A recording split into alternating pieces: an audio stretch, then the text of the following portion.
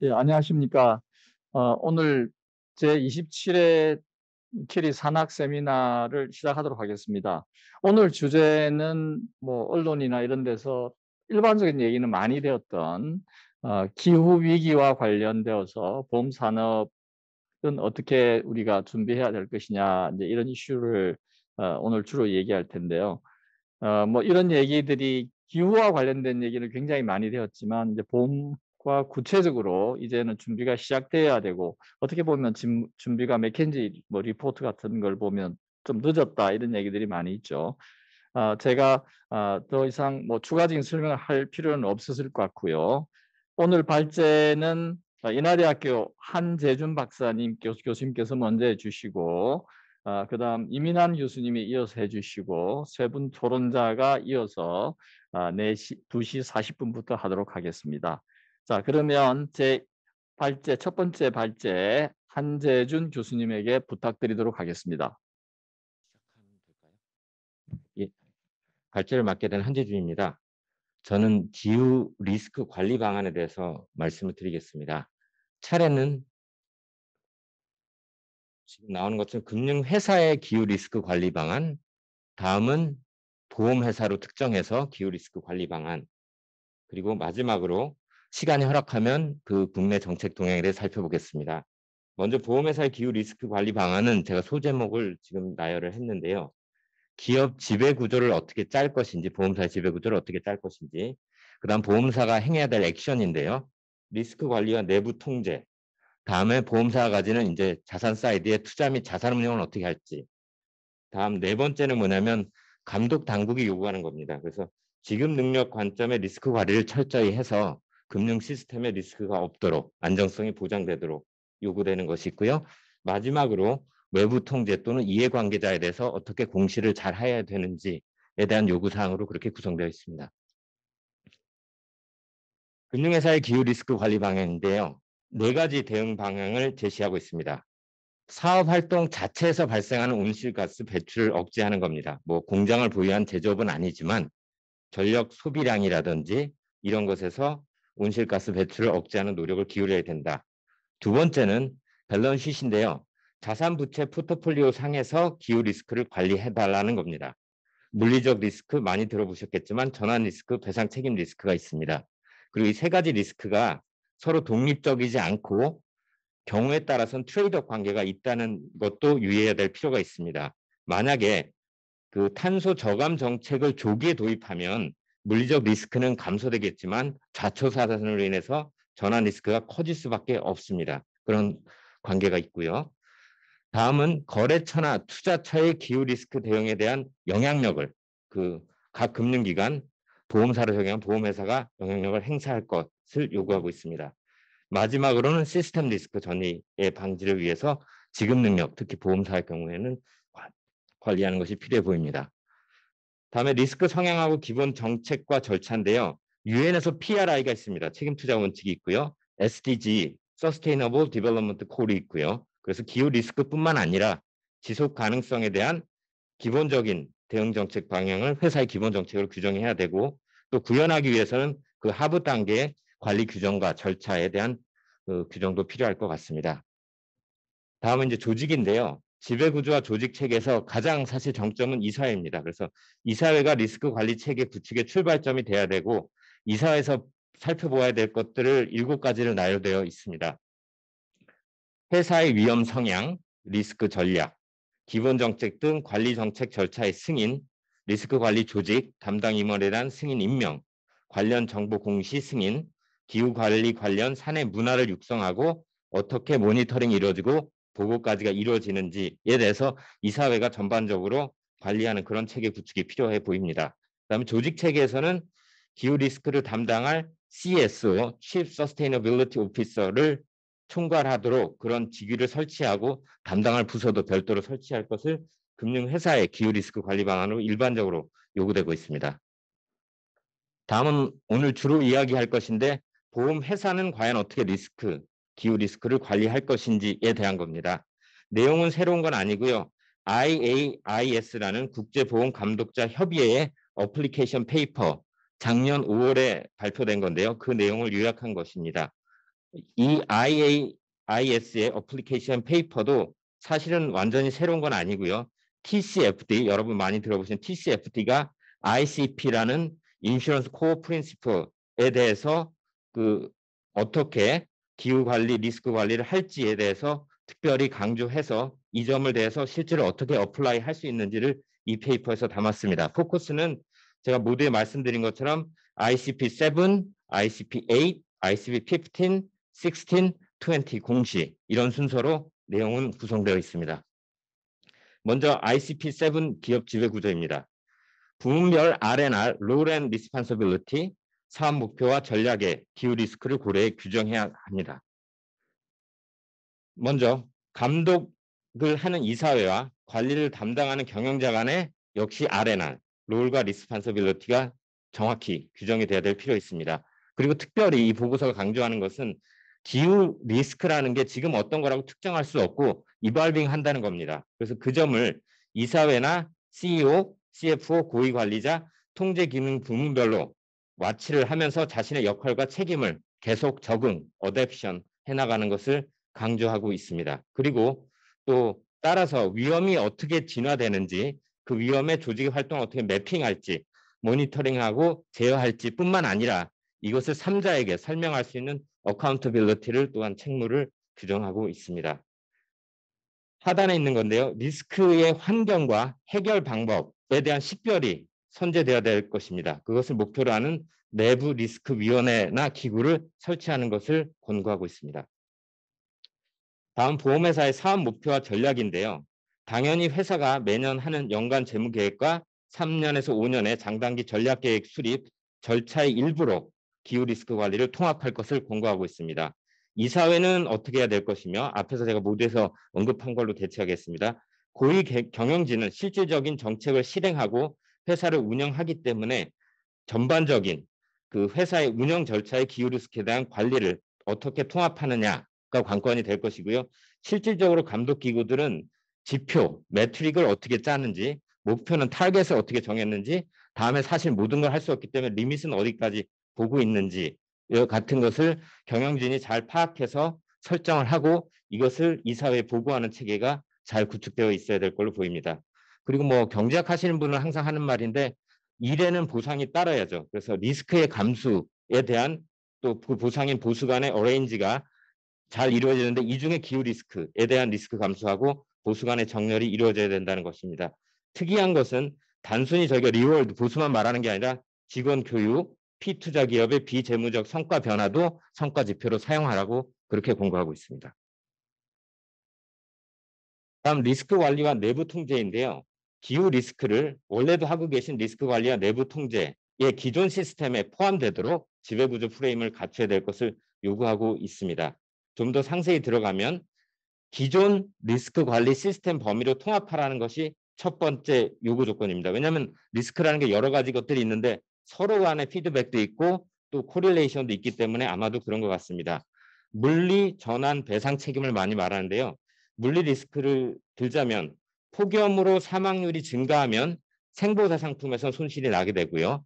온난화로 뭐 조건이 좋아져서 장수를 하게 될 경우엔 연금 상품의 손실이 가능합니다. 자연재해 빈도와 심도가 높아질 경우엔 재물보험, 운송보험, 책임보험 등 손보상품 손익에 영향을 끼칠 수밖에 없습니다. 또 전환 리스크라는 것이 결국 기후 관련 정책의 전환으로 좌초자산이 발생할 경우에 자산운용상의 손해가 발생할 수 있는데 그에 대해서 미리 대비하라는 것입니다. 저탄소 경제 전환으로 탄소 가격의 인상, 뭐 탄소세도 있고 사실 요즘 오일 가격이 오르는 게 캐펙스 투자가 적어서 그렇다고 하는데 사실 뭐 전환 리스크도 그렇게 보면 예측한다는 것이 만만치 않을 것 같습니다. 다음에 배상 책임 리스크는 그 보험사의 지급 능력, 궁극적으로는 금융 시스템의 안정성 유지에도 궁극적으로 연결되는 이슈 같습니다. 기후 리스크가 지금 능력에 미치는 영향을 기존 리스크 관리 범주 내에서 우선적으로 고려하되 사실 이것을 벗어나는 범위가 있을 수밖에 없기 때문에 그 이후에 벗어나는 범위의 리스크 관리 시스템에 대한 검토도 확대할 필요가 있습니다. 그 구체적으로는 잠재적으로 리스크 완화 조치를 어떻게 하고 있으며 그것을 갖다가 어떤 속도로 지금 또 입안하고 있는지 실제로 리스크가 어떻게 실현되는지 이런 속도 같은 것도 고려해서 보험 인수와 투자자산 운용 정책 수립 시 고려해야 될 것을 요구하고 있습니다. 또 아까 잠깐 말씀드렸던 것 같은데요. 리스크라는 것이 기후 리스크도 그렇고 다른 요인도 그렇겠지만 상호작용을 하기 때문에 그에 대한 각 리스크의 식별 또 연관성에 대한 식별, 측정, 모니터링, 평가, 관리하기 위해서는 데이터를 축적해가고 이건 정성 데이터도 포함입니다. 또 수집하는 도구와 분석 도구의 개발도 필요하다고 그렇게 기술하고 있습니다. 다음에 이제 통제 기능 5개 별로 어떻게 실제로 리스크 관리와 내부 통제가 이루어지는지인데요. 통제 기능으로 든 것이 뭐 일반적인 것 같습니다. 리스크 관리 부서, 준법 감시 부서, 내부 감사, 적격성 심사, 다음 특이한 것이 그 저희가 말하는 아웃소싱 부분에 대한 어떠한 기후 리스크 관련 대책도 미리 갖추어 달라고 요구하고 있습니다. 리스크 관리 부서인데요. 뭐 반복되는 것 같지만 기후 리스크의 식별, 측정, 모니터링, 평가, 관리를 담당하는데 말씀드린 것처럼 맨 위에 써 있습니다. 기존의 위험 관리 시스템에 통합되고 이사회가 승인한 리스크 선호도 성명서 범위 내에 있는지 또 ALM 여러 가지 것들에서 관리를 해야 될 필요가 있고요. 구체적으로 방법, 메소드는 어떤 걸 쓸 거고 사실은 실무에서 제일 중요할 것 같은데요. 매트릭을 어떻게 짤 건지, 지표를 뭐로 할 것인지를 짠 다음에 회사의 비즈니스 전략과 위험 선호에 대한 진행 상황을 모니터링하고 또한 전체적인 일관성이 유지되도록 그렇게 노력해 달라는 겁니다.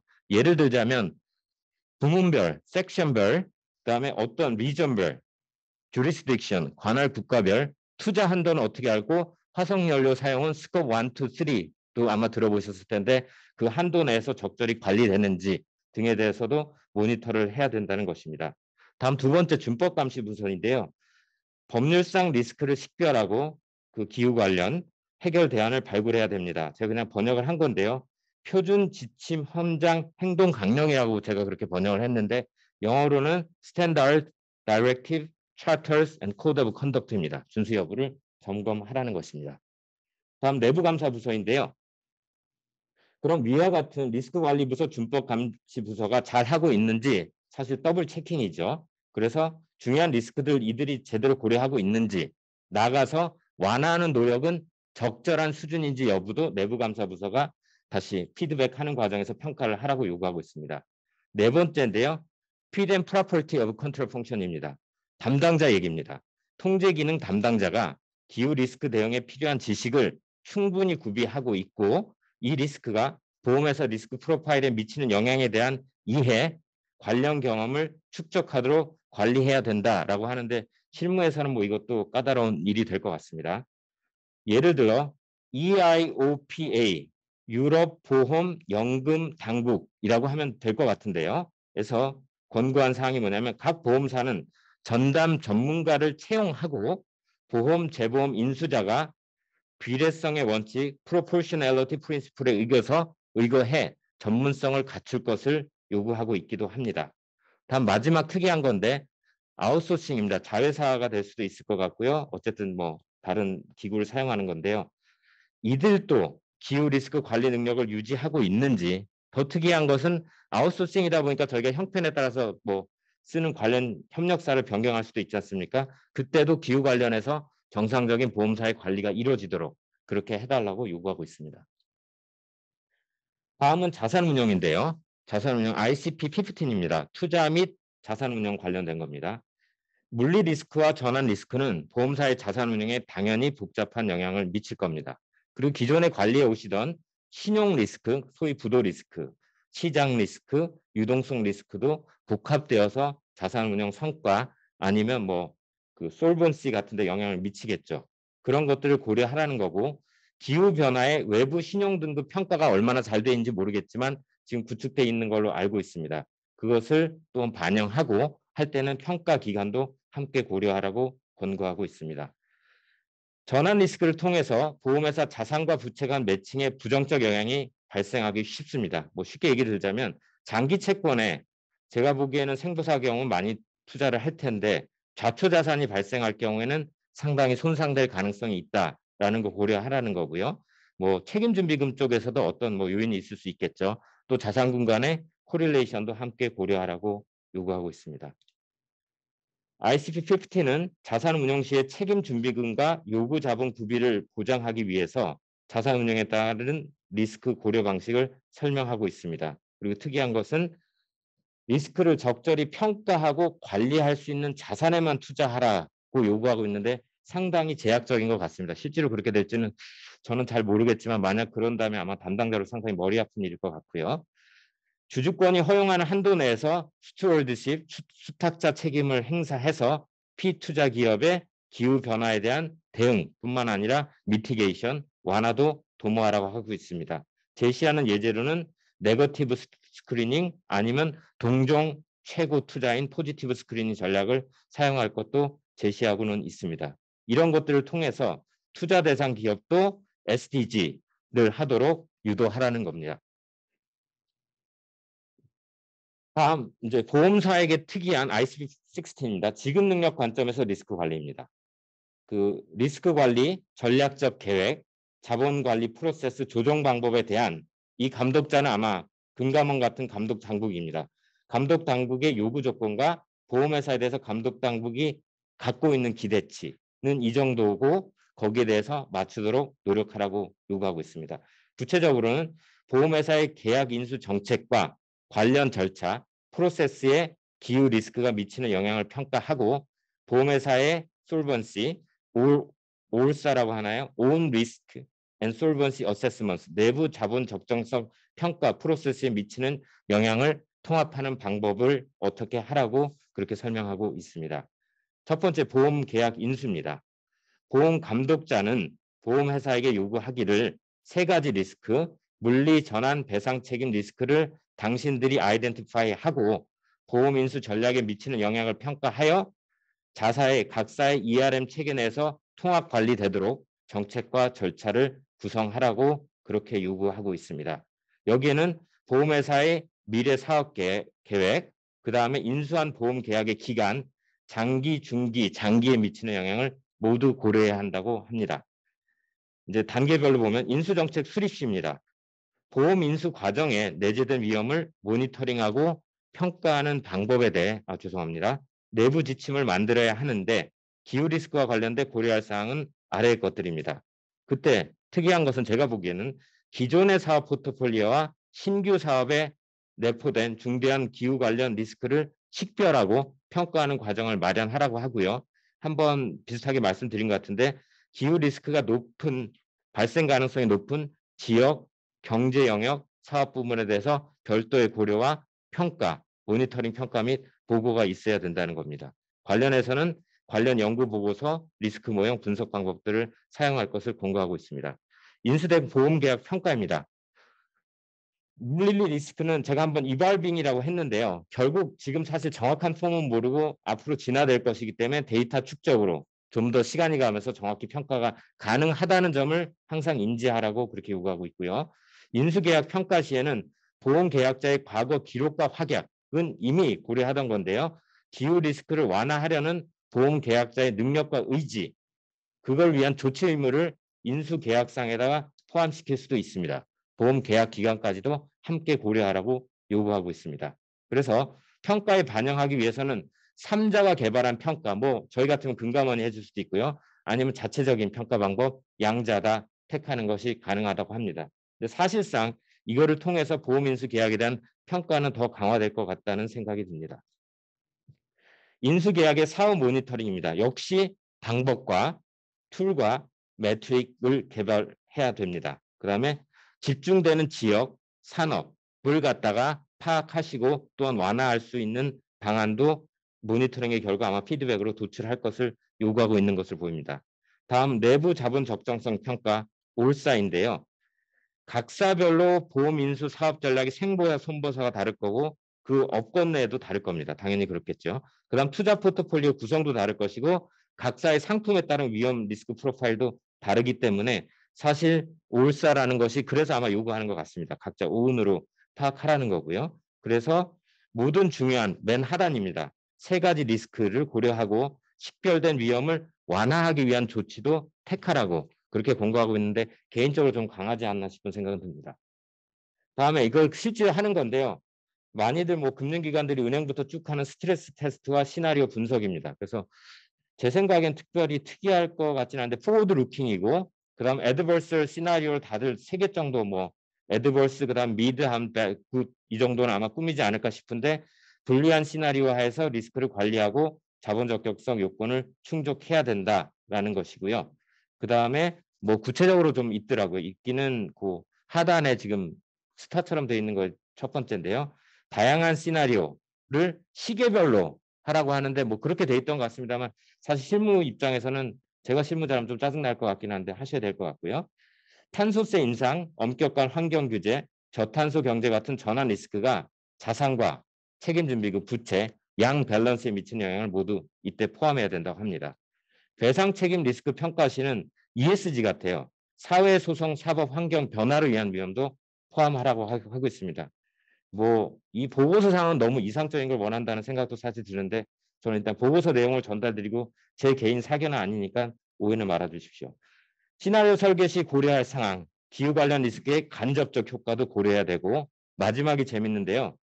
보험회사가 기후 리스크가 중요하지 않다고 판단할 경우에 평가의 근거를 반드시 문서화하고 마지막에 공시 요구 조건이 있기 때문에 공시도 해야 될 것입니다.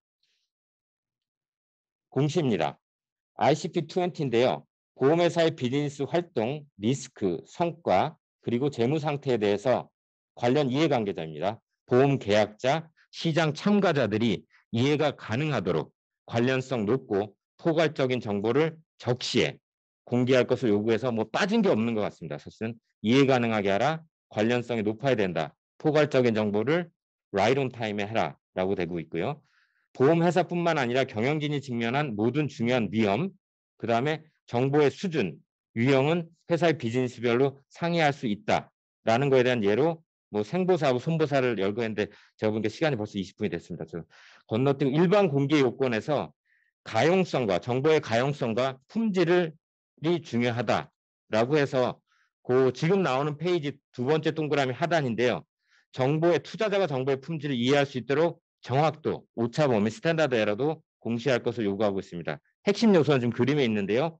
많이 들어보셨을 겁니다. 지배구조, 전략, 위험관리, 지표와 감축 목표에 되어 있습니다. 그냥 제가 시간이 돼서 한정까지 한 5분 정도 썼어야 됩니다. 그래 됩니까? 예, 감사합니다. 다음에 이제 그러면 그 회사의 프로파일인데요.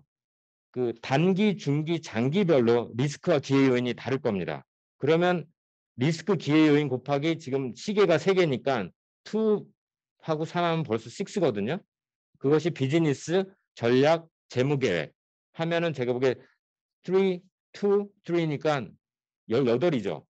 를 설명하라고 하는데 정말 과도하다는 생각이 들고요. 어쨌든 현재는 그렇게 되어 있습니다. 그 정보에서는 또 사업부, 부문, 지역, 핵심 비즈니스 별로 이용 가능하고 관련성 있는 정량적 정보를 포함하라고 요구하고 있습니다.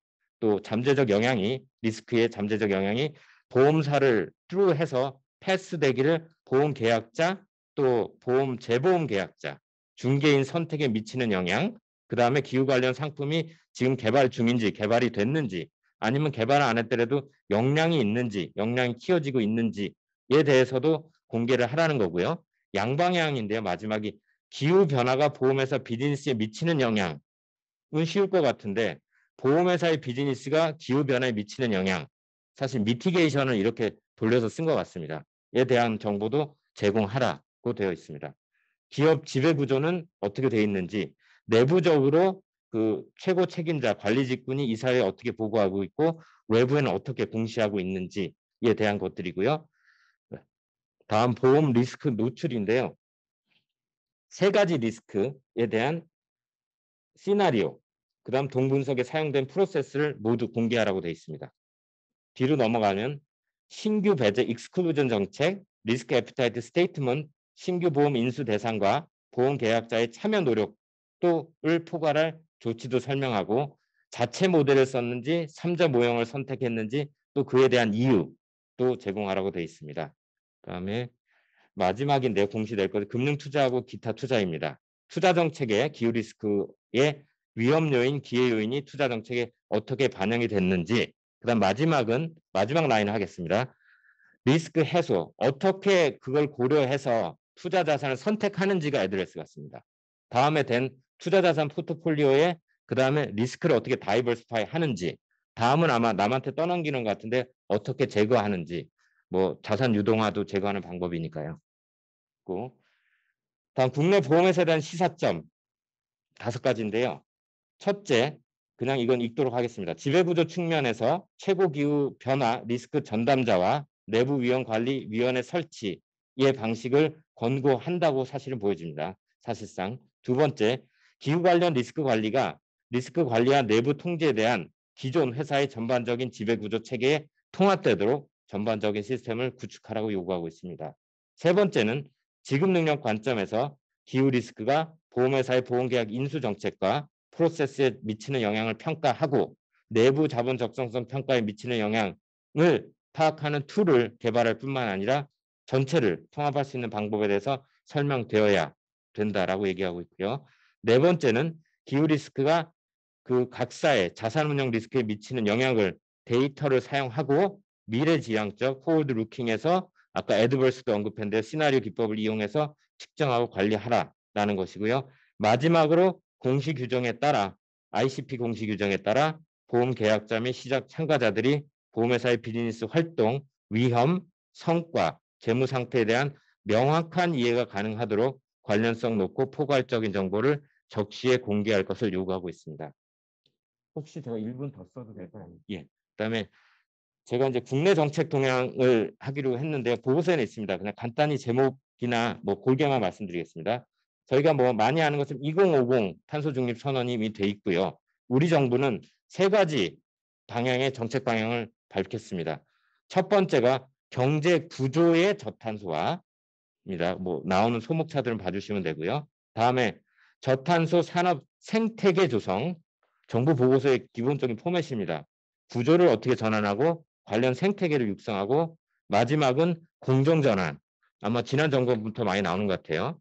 그래서 공정한 전환해서 뭐 예상하셨겠지만 취약산업 계층보호, 신산업 체계를 편입, 그다음에 지역, 중앙이 아니고 그다음 국민 인식을 제고한다라는 거고 제가 한 것 중에 그런 이제 3가지 정책 방향하고 탄소 중립 제도 기반 강화라는 3+1인데 그 1이 다음 페이지에 나오는 것입니다. 그래서 금융위에서 21년 1월에 한 건데요. 많이 아마 보셨을 것 같은데 3개 부분의 12개 실천 과제입니다. 이 표에 있고요. 3개 부분만 제가 언급하겠습니다.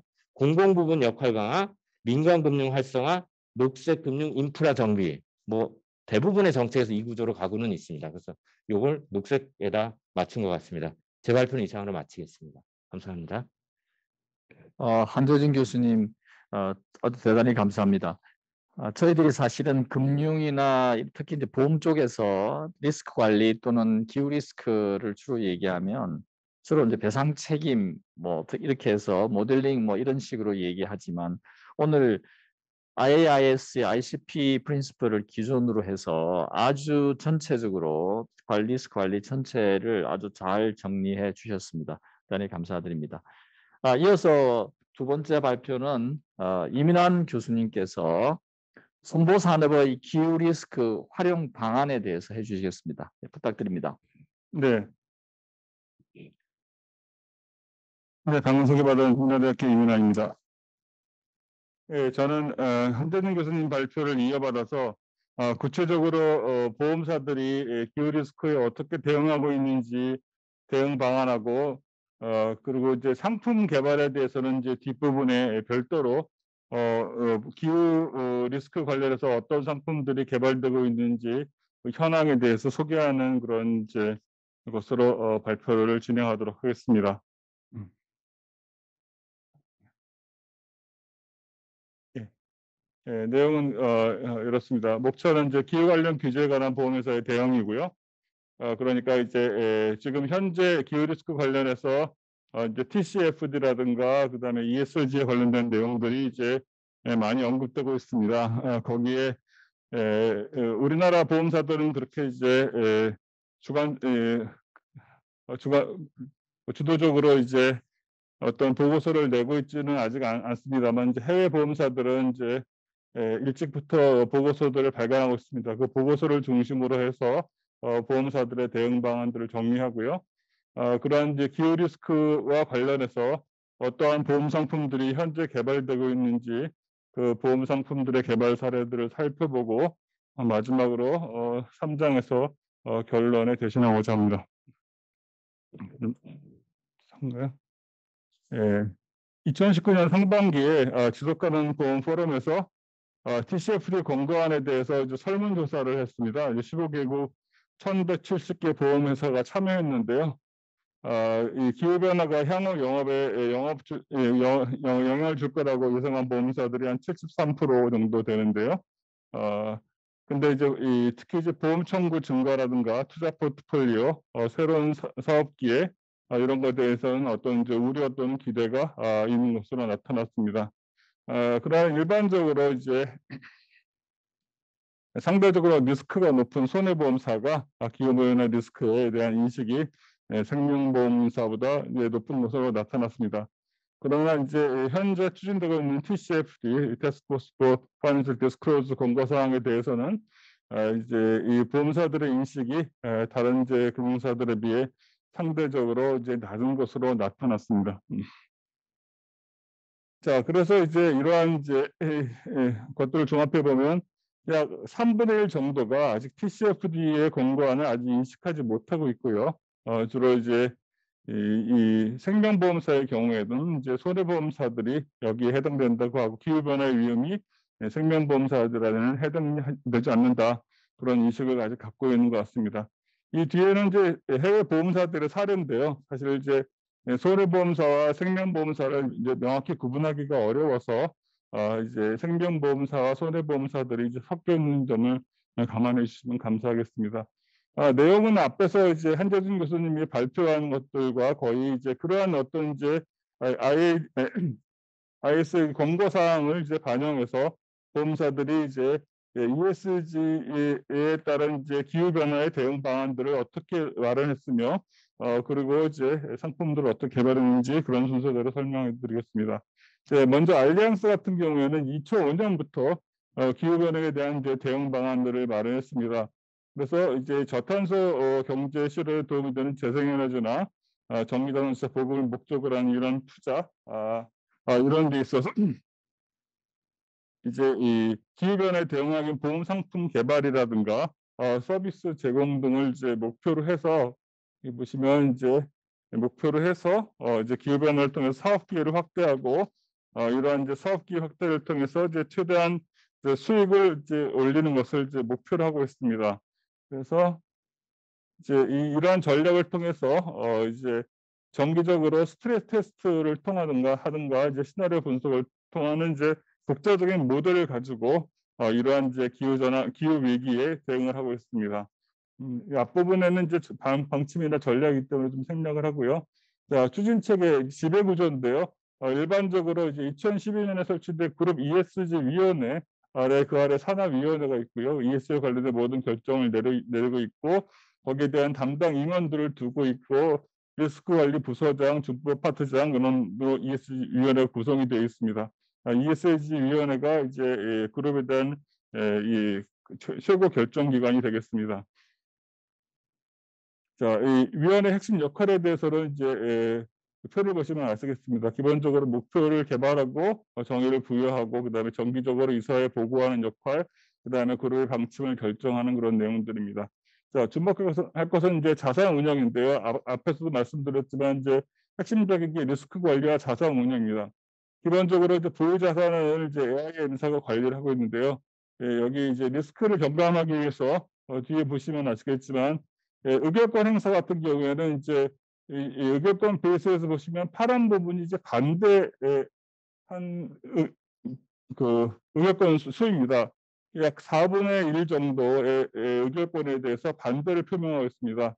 다수의 안건에 의해서 이제 경영권의 보수라든가 이런 것에 대해서 보면 아시겠지만 이제 2017년 같은 경우에 주주총회에서 이제 의결권을 행사를 하고 그중에 상당수에 대해서 이제 자신들의 리스크가 증가한다고 생각하는 경우에 있어서는 이제 반대 의견을 표명한다는 것입니다. 자, 그러니까 앞에서 본 것처럼 자산 보유자, 자산 운용자로서 여러 가지 이제 리스크가 증가한다고 생각을 하게 되면 이제 적극적으로 이제 의결권을 행사하는 것이 이제 특징이라고 하겠습니다. 자, 그다음에 이제 리스크 관리 부분에 있어서요. 리스크 관리 부분에 있어서 특징은 이제 조금 위에 모델에 안 넣는데요. 1년간 예상되는 자연재해 리스크를 그룹 전체 VA를 측정하는 이제 모형이 있습니다. 여기서 나오는 이제 알리앙스 리스크 캐피탈 모델이라는 모형이 있는데요. 그 모형을 통해서 이제 그룹 전체의 리스크를 파악을 하고요. 또한 이제 이어리터 리스크 어세스먼트라고 불리는 재무업조 사업 성장 평판에 관한 위협을 분기적으로 검토하는 시스템을 통해서 이제 리스크 전략을 수립한다고 합니다. 그다음에 이제 기후 관련 이제 보험 인수를 고객 브로커 동종업계 협업에 추진하는 것을 이제 목표로 하고 있고, 그다음에 이제 공통적으로 이제 여기에 필요한 요소들이 있으면 한 예로 이제 모든 이제 아리앙츠가 진출하고 있는 모든 국가나 지역 브로커들의 공통적인 이제 이해가 있으면 그런 중요성을 공통적으로 이제 인식을 시키고, 그다음에 과제나 사업 통합을 위해서 보험업계 협조를 추진하거나 이제 신뢰성 있는 정보를 획득하든가 이런 것들을 이제 추진한다고 합니다. 자, 그다음에 이제 어떤 이제 이 전략에 있어서 가격 하락이 있다든가 어떤 이제 재생에너지 발전 같은 경우에서 새로운 이제 위험에 직면하는 경우에는 그거를 이제 적극적으로 공통적인 상품을 개발해서 어떻게 보면 이제 배상 책임 보험이라든가 해상 보험 등의 것들 기술적 도는 것들 알리앙스가 진출하는 국가 70여 개국에 공통적으로 제공하고 있다고 합니다. 다음은 아비바인데요. 아비바도 사실은 이제 비슷하긴 하지만요. 여기 보면 이제 이 어떻게 보면 이제 이 공간을 실천하기 위해서 이 아래서 보시면 뭐 NGO의 의견을 성취한다든가 뒤에 보시면 뭐 적십자 조직과 연계를 통해서 활동하든가 커뮤니티 펀드를 만들어서 지역사회에 투자한다든가 이런 이제 독특한 어떤 이제 이 활동들을 통해서 사업 활동들이 좀 범위가 좀 넓다고 할까, 좀 이제 아비바 나름대로의 이제 고유의 어떤 이제 사회 활동들이 있습니다. 그런 것들을 통해서 어떤 사회 공헌이라든가 어떤 이제 이런 기업으로서 이제 책임을 수행한다고 하겠습니다. 아비바가 마찬가지로 이제 기후 위기에 대해서는 이제 전략적 대응을 하고 있는데요. 그 전략적 대응 생략을 하고 추진 체계도 마찬가지로 이제 위원회가 역시 이제 지배구조위원회를 만들어서 담당을 하고 있고요. 역시 이제 자산 운영에 있어서도 장기적으로 이제 아비바의 투자 위험을 줄이고 수익을 높인다는 관점에서 이제 자산 운영을 하고 있고요. 기본 방침은 이제 세 가지가 있습니다. 투자 결정에 ESG 요소를 통합을 하고 경영 참여나 의료권 행사를 통해서 이제 스튜어십의 책임 행사를 하고 경험이나 영향력을 활용해 자본시장 전체의 지속 가능성을 높이는 이제 개혁을 추진한다는 것이 이제 아비바의 투자 목표라고 하겠습니다. 그래서 2015년 저탄소 친환경 인프라에 매년 5억 파운드 투자를 5년간 실행한다고 이제 발표를 하고 있습니다. 그래서 이제 매년 10만 톤의 이산화탄소 배출의 감소를 목표를 설정을 하고 있습니다.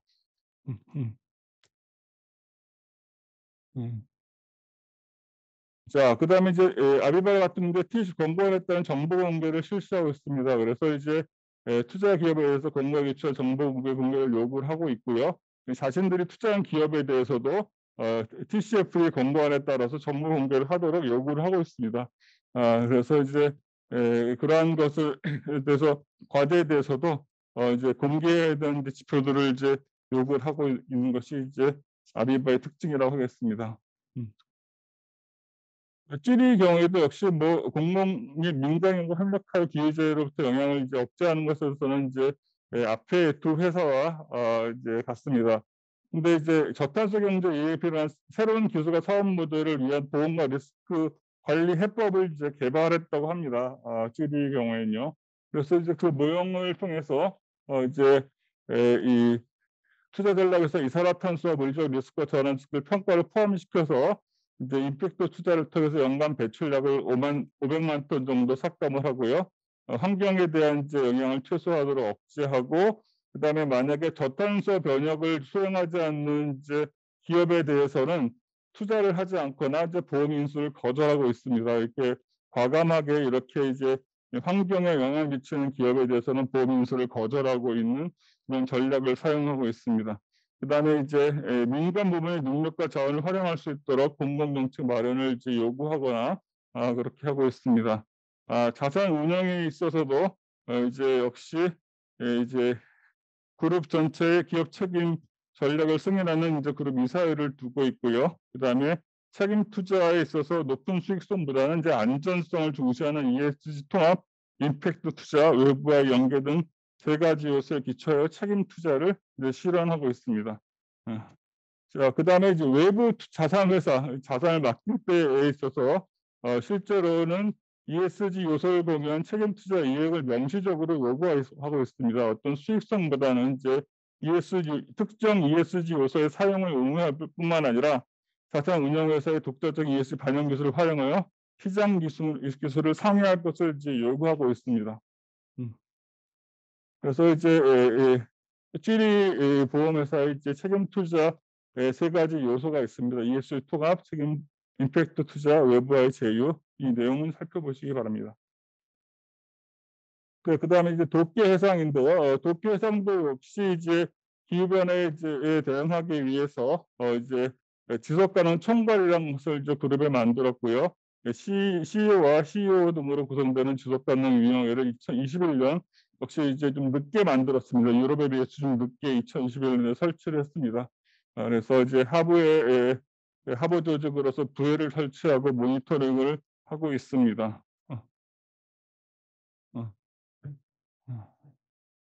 역시 이제 도쿄 해상 같은 경우에는 여러 가지 위험이 있기 때문에 그룹 전체의 리스크 관리 및 리스크 베이스 틀렸네. 리스크 베이스 매니지먼트인데 틀렸습니다. 기초한 이제 사업 활동을 실시함과 동시에 기후 변화가 사업에 새로운 기회를 가져올 가능성을 인식하고 고객의 니즈와 그 변화에 대응한 상품 및 서비스를 제공함으로써 수익 기회를 확대하려고 노력하고 있습니다. 자, 그래서 이제 이 IPCC 시나리오 상황 분석 평가를 또 사용을 하고요. 기후 관련 리스크를 포함한 폭염 분야의 중요한 리스크를 대상으로 관리하고 있습니다. 그래서 이제 전환 리스크 익스포저를 파악을 하는과 동시에 상품 개발 체계를 정비하고 이러한 변화에 대응한 상품 서비스를 개발하여 제공하고 있습니다.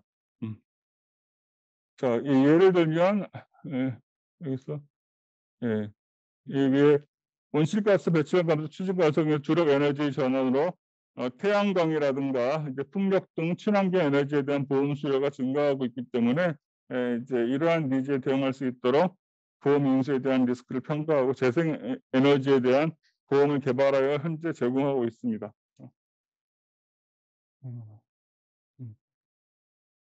자, 그리고 투자에 있어서는 이제 탈탄소 회사의 이행을 공헌하기 위해서 석탄 화력 발전소나 탄광 개발 등의 신규 금융 지원을 중지하고 있습니다.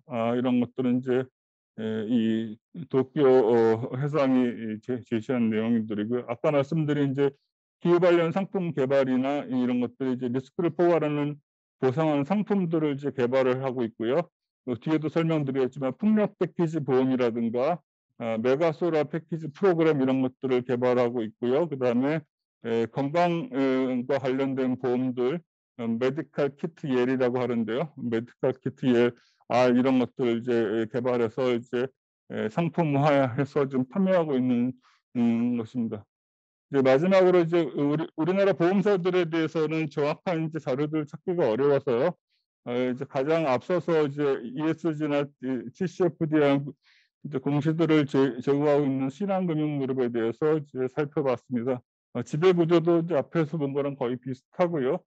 전략도 비슷합니다. 우리나라도 이제 이런 것들이 제시되고 있고요. 이행에 대한 로드맵들도 신한금융그룹은 이제 어떻게 이행할 것인지를 이제 명시적으로 표시해 놨습니다. 리스크 관리관도 그렇고요. 앞으로 이제 탄소 배출에 대한 시나리오도 분석을 해 놨습니다. 이것들은 나중에 참조하시기 바라고요. 해외 보험사의 기회 요인도 미국의 손해보험사 같은 경우는 이제 어떤 상품들이 개발되고 있는지 자세히 보시면 아시겠지만 프로그레시브라든가 알스테이트 이런 회사들은 이제 자동차 관련된 보험들, 녹색 증권보험, 환경보험 이런 것들을 이제 개발했습니다. 프로리스크 같은 경우에는 이제 운행거리 연계 자동차 보험이 이제 마이레이트라는 이제 보험 상품을 개발했습니다. 운전거리, 운전 시간 등 운전 방식에 따라서 보험료를 할인받을 수 있는 상품. 죄송합니다. 이게 CD가 지멋대로 지금 작동을 해서. 네, 네. 그다음에 이제 에이스의 이제 환경보험 같은 경우에는 에이스의 환경보험 상품을 배상 청구 기준 형태로서 이제 영업 배상 책임보험 이라든가 여러 형태의 개별 환경오염 배상 책임보험 형태로 이제 판매를 하고 있습니다. 그다음에 재생에너지 프로젝트 보험이라든가 구체적인 형태는 이제 나중에 저희 보고서에 이런 데 나와 있습니다만 그런 것들로 미국에서 다양한 상품들이 풍력 에너지 생산에 대한 어떤 투자 활동이라든가 이제 재물 복구 비용이라든가 이런 것들이 이제 미국에서 개발돼 있고요. 그다음에 영국 같은 경우에는 이제 좀 이제 특이한데요. 기후 데이터 및 분석 방법이나 재해 자연 리스크 모형을 이제 갖고 있어서 고객의 필요에 따라서 고객의 데이터와 사회 경제 데이터 선배들 기후모형을 결합시켜서 상품을 개발하고 있답니다. 이건 구체적인 것은 아직 파악을 못했는데요. 이런 이제 리스크와 이제 고객들의 특성들을 결합을 해서 물리적 전환적 리스크를 개량해서 이제 고객들이 제공을 하고 있답니다.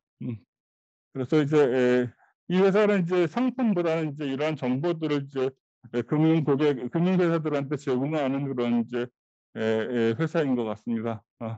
그다음에 악사 같은 경우에는 이제 자연재해라든가 모니터링 툴을 갖고 있고요. 그다음에 농업보험 이런 것들을 이제 현재 판매 중입니다.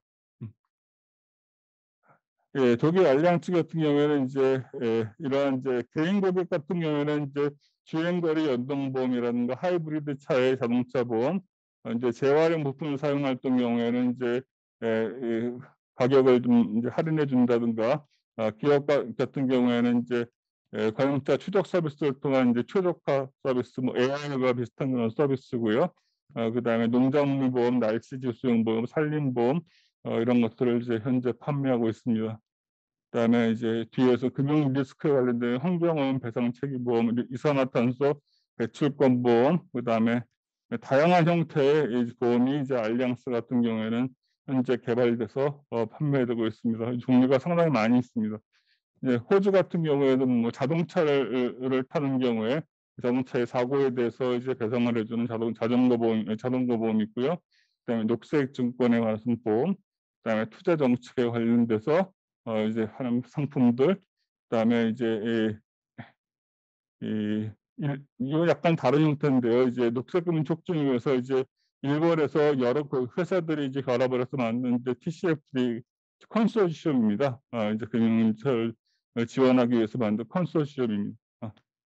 그래서 그 다음은 이제 일본 손해보험사들이 기후 관련해서 만든 이제 대응들입니다. 어떻게 이제 각 회사들이 주로 인재 육성이나 이제 투자 판단 분석을 하기 위해서 어떻게 대응하고 있는지 이런 내용들입니다. 내용들은 나중에 살펴보시면 되겠습니다. 그다음에 결론적으로 말씀드리면 이제 우리나라가 이제 우리나라 손부사들이 기후 위기에 대응할 수 있기 위해서는 이제 지배 구조가 제대로 갖추어져야 하는데요. 책임성, 전문성, 그다음에 이사회의 구성 문제, 그다음에 리스크를 제대로 판정할 수 있는 이제 정부의 공개들이 이루어져야 된다고 생각이 들고요. 그다음에 보험 인수 측면 손해보험사 같은 경우에는 이제 리스크와 사업기회 보험 인수 전략을 제대로 반영할 필요가 있고, 그다음에 이제 상품 개발, 보험 계약에서 손해 사정이라든가 보험 노지구 이런 활동 전반에 적절하게 이제 리스크와 이제 인수 전략들이 반영될 필요가 있습니다. 다음으로 이제 신재생 발전 사업 등에 참여해서 사업 전체 리스크를 인수하면서 체계보험이라든가 건설보험 등 축적된 이제 해당 분야의 전문성을 바탕으로 해서 기술 자문이나 솔루션 제공 등으로 사업 영역을 확장할 필요가 있습니다. 우리나라 보험사들, 손해보험사 같은 경우에는 사실은 이제 일반 보험의 경우에는 좀 경쟁력이 좀 약한 편인데요. 앞으로라도 이 분야가 사실은 이제 세계적으로 성장할 가능성이 있기 때문에 지금이라도 경쟁력을 확보하는 것이 좀 필요하지 않나 생각이 좀 듭니다. 여기서 알리앙스 이제 임팩트 보험 인수 같은 경우에도 마찬가지고요. 자, 이상으로 마치겠습니다. 네, 감사합니다. 사실은 오늘 뭐 발표하신 첫 번째 우리 한재진 교수님 발표도 그렇고요. 내용이 사실은 가볍지 않은데요. 저희들이 뭐 이런 내용을 조금 뭐 짧게 발표함으로 나중에 이 자료는 어떻게 좀 공유할 수 있을 것이라고 생각이 됩니다. 오늘 토론은 전문가 세 분께서 토론을 해 주시겠습니다. 전체 소개를 드리면은요. 예, 인하대학교에서 오신 김종대 교수님이 계신데, 김종대 교수님은 이 경영대학원 현재 주임 교수이시고 경영연구소 소장이시기도 하셔서 실제적으로 아주 전문가이시라고 생각이 됩니다. 그다음에 우리 보험연구원에 이 분야에 지속적으로 관심을 가졌던 이성준 박사님, 그다음에 DB손해보험에서 관련 업무를 지속적으로 해온 정윤선 수석님께서 토론을 해주시겠습니다. 그래서 각기 토론을 약 한 10분 이내로 해주시면 토론이 끝나고 나면 발제자 분들이 이에 대한 리스폰스를 하도록 하겠습니다. 먼저 토론은 김종대 교수님에게 부탁드리겠습니다. 네, 안녕하세요. 인하대 김종대 교수입니다. 저는 보험 산업에 대해서 사실은 전문가가 아니라서 좀 괜찮은 평을 할 수 있을지 걱정이 됩니다. 여기다 보험 전문가들이신데 저는 보험은 잘 모르고 산업 녹색 금융 그리고 지속 가능 경영 이런 쪽 전반에 대해서 쭉 그동안에 연구도 하고 활동도 해왔습니다. 지금 우리 인하대가 녹색금융대학원을 작년에 개설해서 학생들이 뭐 많이 인기가 있나 봐요. 많이 몰려오고 있는데 이 분야에 저도 이제 좀 오버롤하게 좀 접근을 하지만 보험 산업에는 전문적인 식견이 별로 없습니다. 그래서 제가 아는 내용을 간단히 좀 관련이 있다고 생각되는 내용을 그냥 두서없이 얘기를 하겠습니다. 전문성이 없어도 용서하시기 바랍니다. 우선 세 분께서 이 연구를 하셨는데 제가 이 보고서를 쭉 읽어보면서 정말 고생을 많이 하셨고 이 커버리지나 그 포괄적인 그런 측면에서 굉장히 많은 연구들을 다 다루셨구나 하는 아주 좋은 연구 보고서를 쓰셨다는 생각이 우선 들었습니다. 그리고 지금쯤이면은 보험산업 전반을 한번 개괄하고 우리 산업 전체의 전략 그리고 보험사들의 개별 회사들의 전략을 진지하게 짜야 될 텐데 큰 도움이 되겠다 이런 생각을 했습니다. 그래서 보고서 내용을 보면 지금 다 한번 말씀드렸지만 들어가야 될 내용은 대부분 다 들어가 있는 것 같고요. 그리고 특히 이제 보험회사는 리스크가 키워드이기 때문에 상품이 뭐 거의 리스크와 관련된 상품이라서 기후 리스크와 금융 리스크 관계를 잘 설명하시고 관계를 정립하시고 이런 노력을 한 걸 보고 제가 많이 배웠습니다. 얼핏 우리 한재준 교수님께서 지금 이 기후 리스크 우리가 물리적 위험과 전환 위험으로 주로 얘기하는 거하고 전통적인 금융 리스크 종류가 많이 있잖아요. 이거를 이제 당연히 통합하고 해야 되는데 그 큰 하우스는 집은 당연히 기존의 금융 리스크가 될 텐데 그 기존의 집에다가 너무 기후 변화의 그 물리적 전환 위험을 막 이렇게 우겨 넣으려고 하다 보면은 놓치거나 빠지는 게 많이 있을 거다 그런 생각이 얼핏 들었습니다. 그래서 혹시 또 바꿔서 생각할 수도 있지 않을까. 완전히 그 리스크의 체계, 종류, 뭐 이런 분류, 본질 이런 것들을 한번 다시 리셔플하는 그리고 그게 기후 리스크가 중심이 되는 뭐 마이너하지만 그런 것도 한번 생각해 볼 수 있겠다라는 생각을 했고요. 좀 보험하시는 분들은 보험 산업에서 얘기하던 거에 좀 상당히 이렇게 주로 그쪽 얘기들 많이 하시는 것 같아요. 위험, 리스크 매니지먼트 툴, 모델링 뭐 이런 것들 많이 하시는 것 같은데 사실은 기후는 약간 좀 독특한 것도 있거든요. 전통적인 그런 시장에서 일어나는 일보다는 사실은 기후는 시장에서 일어나는 일이 아닌 거를 우리가 지금 얘기를 하고 있는 거잖아요. 그러다 보면은 가끔씩 전략 비경제적 측면 이런 것들이 굉장히 중요하거든요. 정치, 시민사회, 그다음에 이해관계자들의 아주 정서적인 비이성적인 행동 이런 것들도 굉장히 큰 좌우를 하거든요. 그러니까 그런 것들을 좀 크게 눈을 좀 이렇게 시각을 넓혀서 전략을 짤 때 좀 고려할 필요가 있지 않을까 뭐 그런 생각을 좀 했습니다. 그다음에 잠깐만요. 지배구조 정말 중요하잖아요. ESG가 사실은 E와 S야 전통적으로 얘기한 것 하나도 다를 바가 없고 투자자들이 이제 G를 거기다 붙여가지고 결합했다는 게 어떻게 보면 특성인데 뭐 중요한 거 많이 말씀을 하셨고 좀 나아지는데 진짜 고민을 했으면 좋겠다는 생각이 듭니다. 우리나라 지배구조 문제가 있다 또는 특성이 이렇다 저렇다 어떻게 돼야 된다 이런 얘기들 그냥 원론적으로 많이 하는데 잘 고쳐지지 않는 이 문제를 어떻게 좀 대안을 좀 제시하실 수 있는 건지 아니면 우리의 지배구조가 오히려 더 나을 수도 있는 건지 이런 거 조금 깊이 있게 분석하는 것도 필요할 거라고 생각을 합니다. 그리고 이제 전략과 그다음에 그 조직 이런 것들을 말씀하실 때 사실은 저는 이제 주로 일반 기업만 얘기를 하는데 일반 기업의 가장 큰 문제가 뭐냐면은 위에서 리딩하는 그룹하고 밑에 있는 사람하고 완전히 단절돼 있거든요. 밑에 사람들은 리더들이 위에 있는 CEO나 아니면 C-레벨이나 이런 사람들이 지속 가능 경영, ESG 뭐 이런 얘기 하잖아요. 자기들은 별로 와닿는 게 없다는 거예요. 그건 우리나라 기업들이 대부분 다 고민을 하고 있습니다. 그래서 그런 의미에서 아마 보험에서 똑같은 회사 조직이니까 있을 것 같고요. 그 방안을 문화, 조직 이런 거죠. 좀 심각하게 고민을 하시면 좋은데 아까 CSO 같은 경우에도 저는 기업을 대상으로 지속가능 경영을 무려 한 20년 넘어 얘기를 해오고 있는 사람인데 그동안 그렇게 CSO 조직을 만들어야 된다고 전체를 총괄하는 필터링 역할을 하고 그런 CSO로 만들어야 된다 해도 우리나라 대기업 중에 제대로 된 CS 가진 대기업 하나도 없습니다. 이름은 CSO 있는 데도 있습니다. 근데 진정한 의미에서 CSO는 없다. 그래서 이거 지배구조를 고치는 문제나 CSO를 두는 조직의 문제 이런 것들을 좀 뭐 꼭 보험산업은 아니더라도 좀 그런 거에 대한 아주 구체적이고 실천적인 게 좀 있으면 좋겠다 이런 생각이 들고요.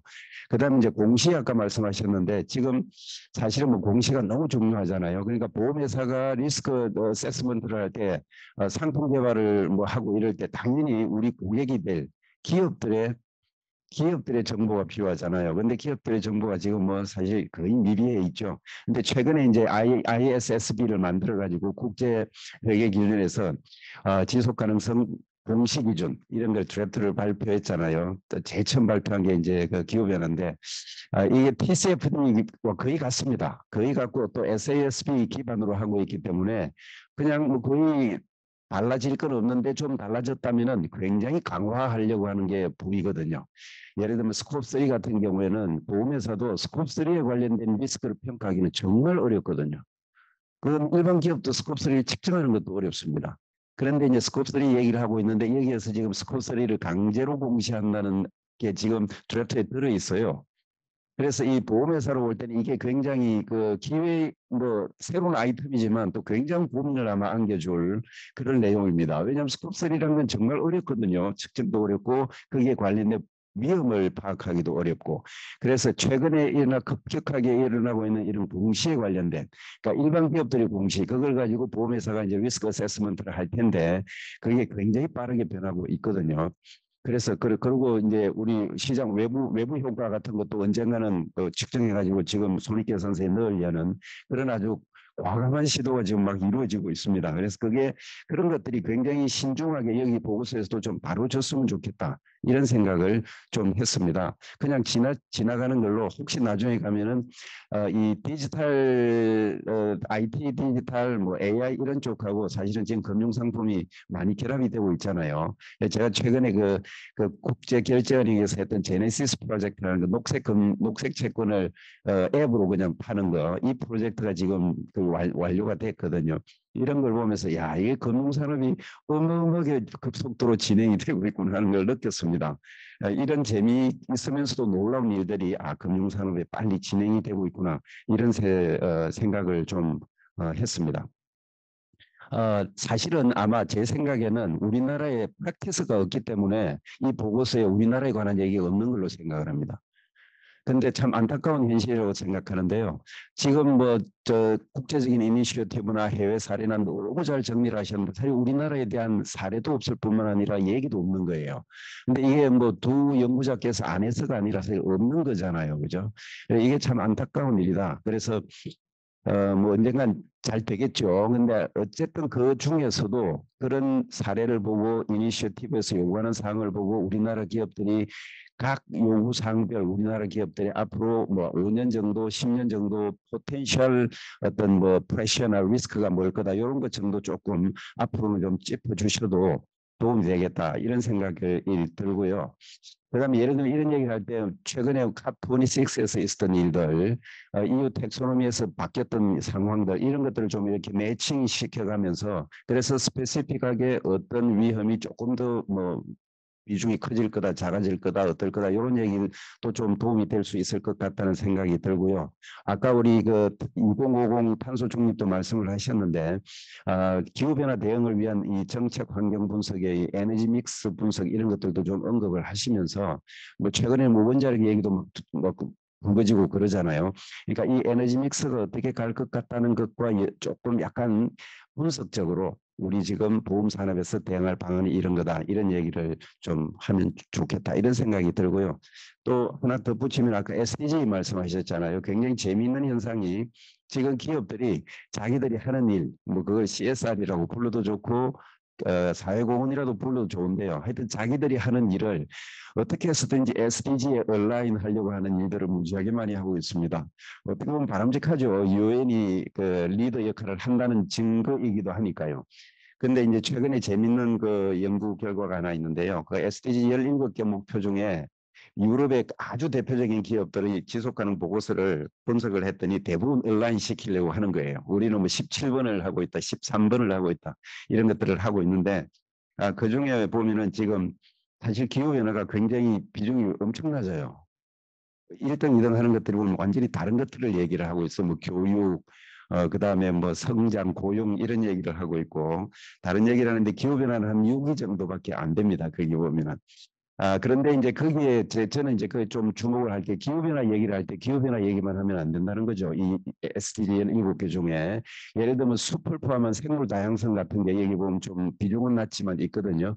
해양에 관한 얘기도 있고 폐기물에 관한 얘기도 있고 오염에 관한 얘기도 있고 이렇잖아요. 근데 사실 그게 전부 다 기후변화 위험이거든요. 다 연계돼 있잖아요. 그죠? 그래서 이제 SDG 얘기를 하면서도 기후변화 얘기를 하면서도 사실은 생물 다양성도 어떤 영향을 미치는지는 지금 우리는 주제가 기후변화라서 기후변화 얘기를 하지만 조금 기후변화 스코프를 넓히면 사실 숲, 해양, 생물 다양성 이런 게 굉장히 큰 영향을 미치잖아요. 이제 그런 것까지 조금 스코프를 넓힐 수도 있겠다. 이런 생각을 좀 했습니다. 뭐 그냥 시간이 좀 쫓기기도 하고 두서없이 얘기했는데 나중에 혹시 또 생각나면 제가 코멘트를 좀 보태도록 하겠습니다. 예, 세 분 수고하셨습니다. 네, 감사합니다, 김종대 교수님. 두 번째 토론은 보험연구원의 이성준 박사께서 해주시겠습니다.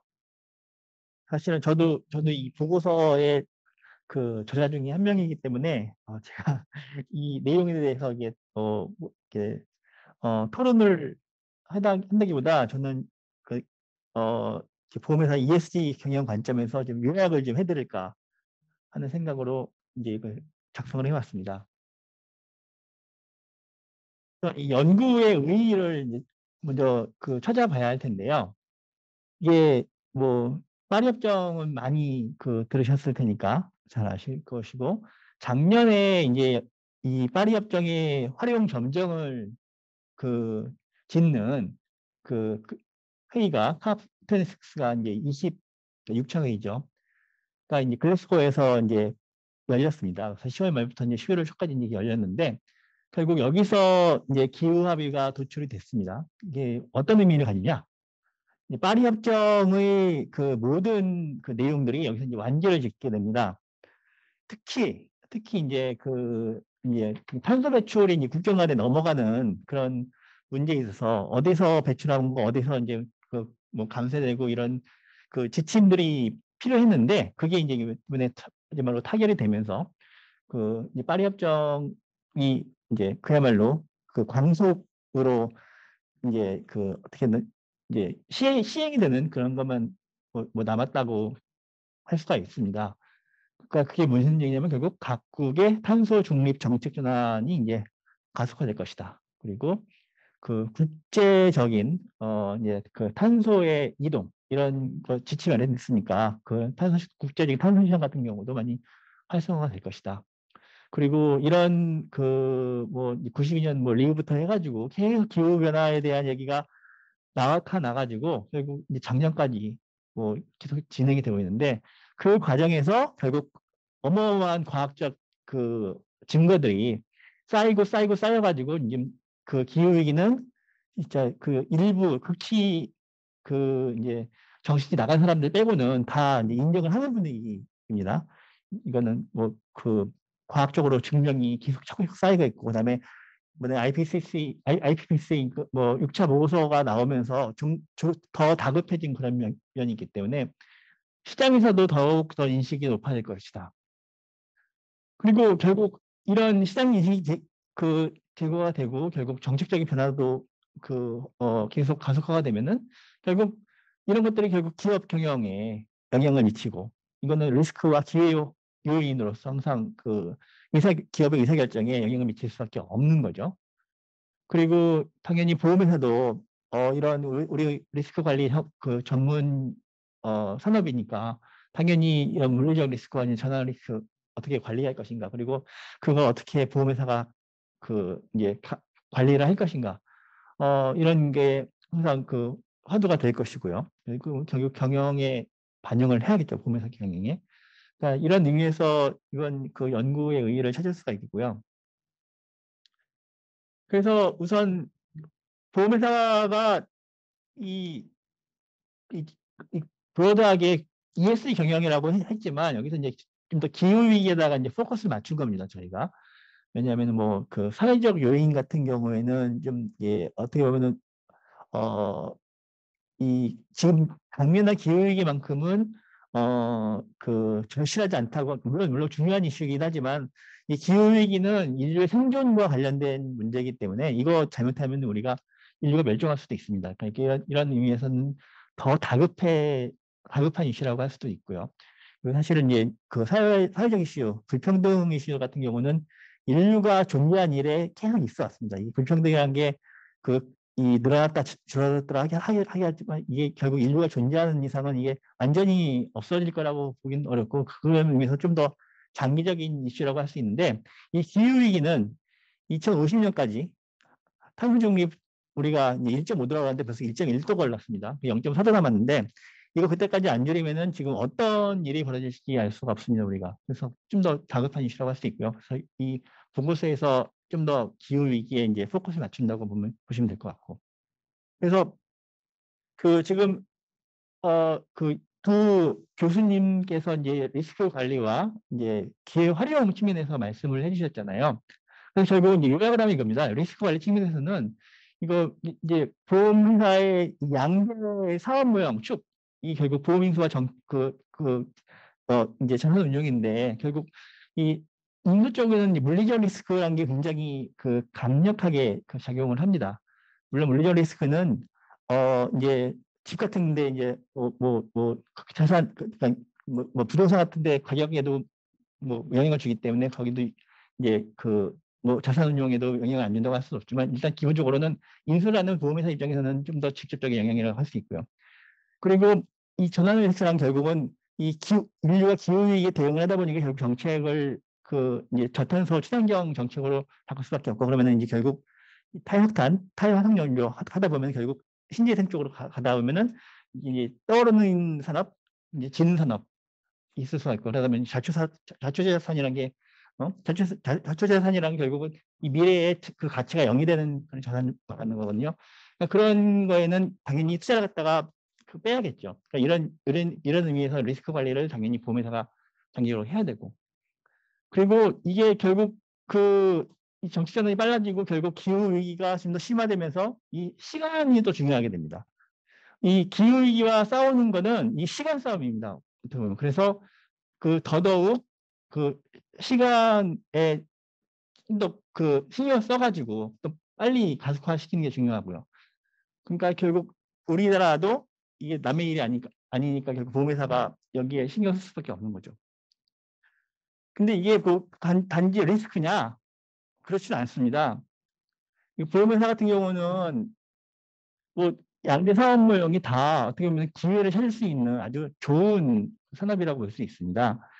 이게 자연재난이 뭐 이제 심도하고 빈도가 증가를 하면 결국은 이제 그 일반 기업이라든가 가게라든가 이런 데서 우리 손해가 눈에 앞에 보이는데 이걸 어떻게 해결할 거야? 결국 보험회사 찾을 수밖에 없습니다. 그럼 결국 위험관리 수요가 증가한다는 얘기는 결국 보험회사 생긴 기회거든요. 그러니까 이걸 잘 리스크를 매니지 해가지고 잘 언더라이팅 할 수 있는 그 능력만 보유를 한다면 이거 보험회사한테 엄청난 그 기회가 사업 기회가 될 수 있는 겁니다. 그리고 이제 그 지금 미국도 그렇고 그 유럽도 그렇고 지금 그 이 조단위 그 나라 화폐로 조단위니까 우리한테는 곱하기 1000을 해야겠죠. 그러니까는 그런 엄청난 기회가 지금 그 인프라 구축 그과 관련돼 가지고 지금 그 앞에 놓여 있습니다.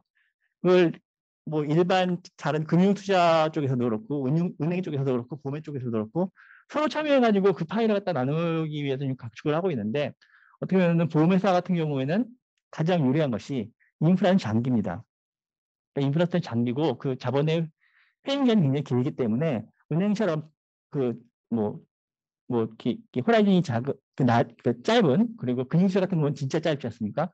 그런 데서 하기보다는 차라리 보험회사에서 그 이제 대체 투자 형식으로 장기 투자 형식으로 들어가는 것이 더 적절하다고 볼 수 있고 그리고 이제 결국 이제 우리 ALM 매칭과도 분명히 연관이 되거든요. 그러니까 어떻게 보면은 보험회사가 수행하기 더 적절한 사업 모양인데 어떻게 보면은 지금 아직 리스크 관리를 어떻게 할지 잘 모르니까 안 들어가는 건지 모르겠지만 어쨌거나 그런 면에서 좀 약간 뒤처지는 경향이 있는 것 같습니다. 물론 해외 같은 경우는 뭐 기회를 열심히 잡고 있고요. 아까 이민정 교수님 설명하신 것처럼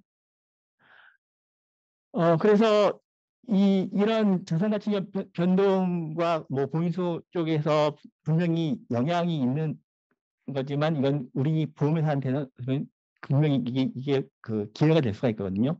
그러니까 이걸 잡아야 되고요. 그리고 한국적인 상황에서 결국 지금 탄소중립 기금법이 발효가 됐습니다. 발표가 될 뿐만 아니라 지금 시행령이 지금 다 완성이 돼가지고 발효가 됐거든요.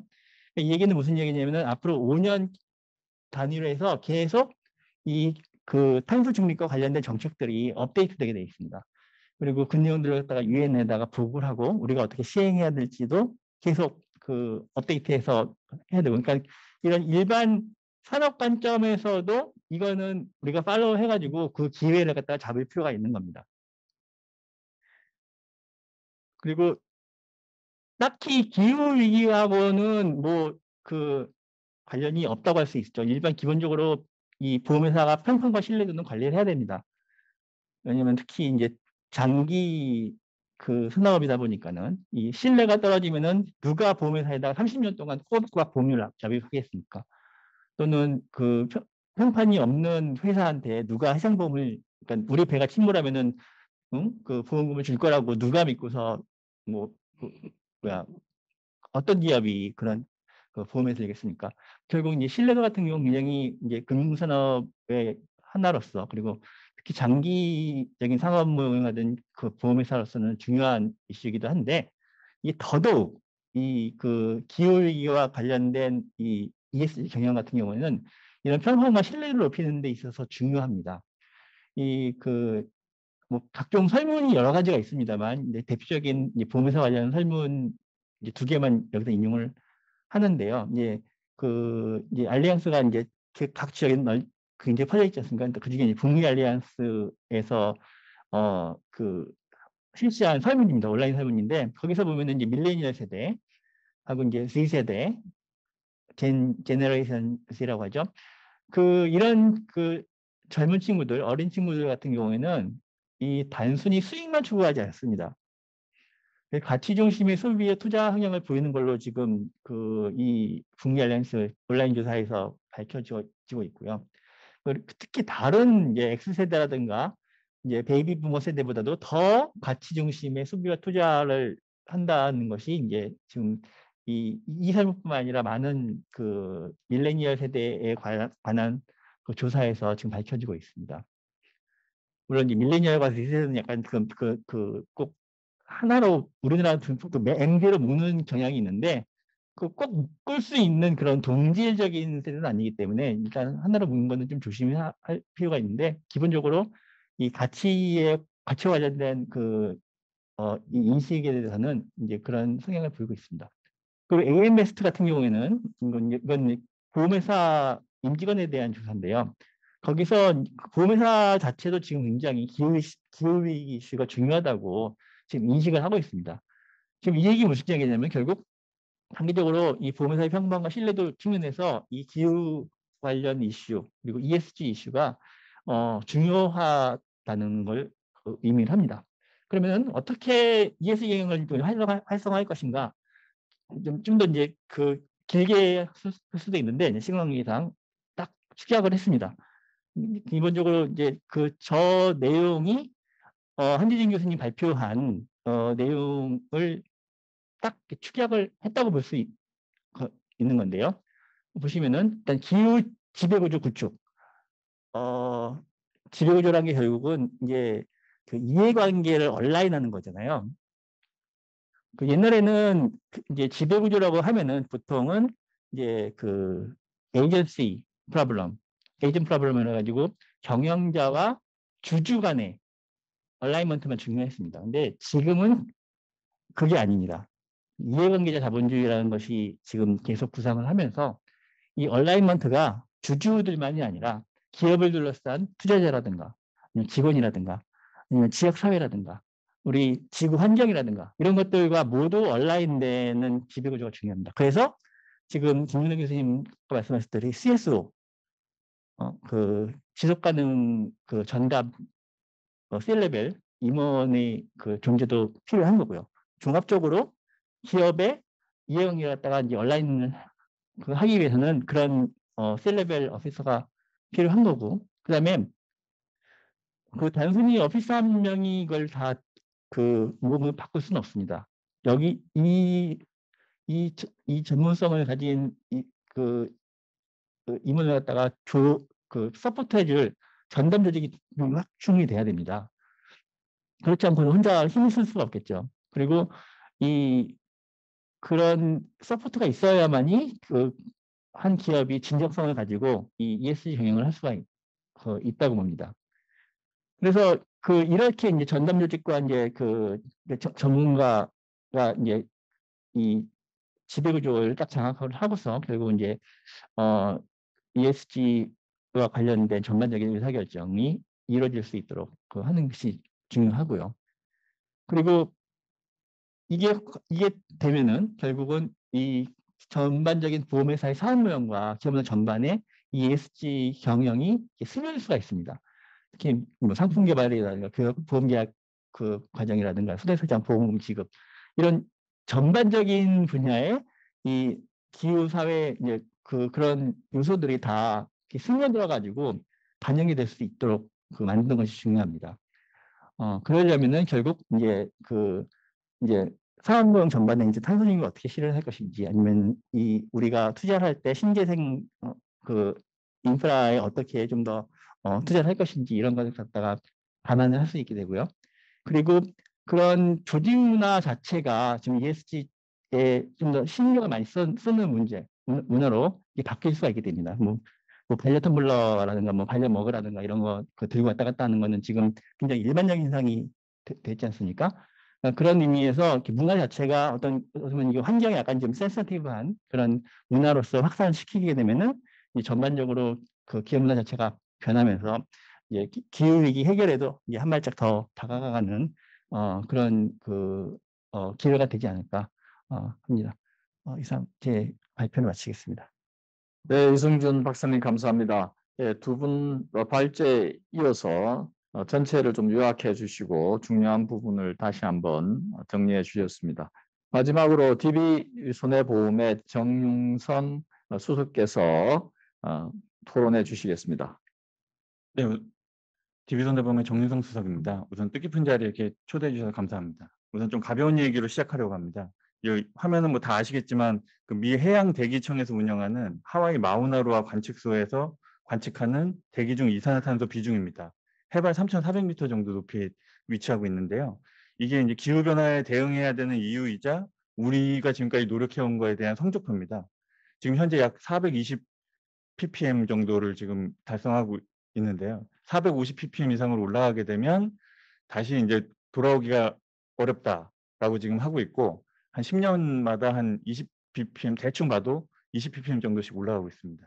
그래서 저희가 뭐 이름 있는 기업이라면 다들 기후변화 대응이나 탄소 중립 목표를 발표하고 회사 추진 성과를 다 이제 공개하고 있고 여러 가지 활동들을 하고 있는데, 실상 대기 중 이산화탄소에는 크게 영향을 미치지 못하고 있다라고 지금 볼 수 있고, 더 빠르게 더 많이 저희가 노력을 해야 될 것 같다라는 부분을 먼저 말씀을 좀 드리고요. 오늘 이런 자리들이 많이 만들어져서 여러 기업들이 많이 노력할 수 있으면 더욱더 좋겠습니다.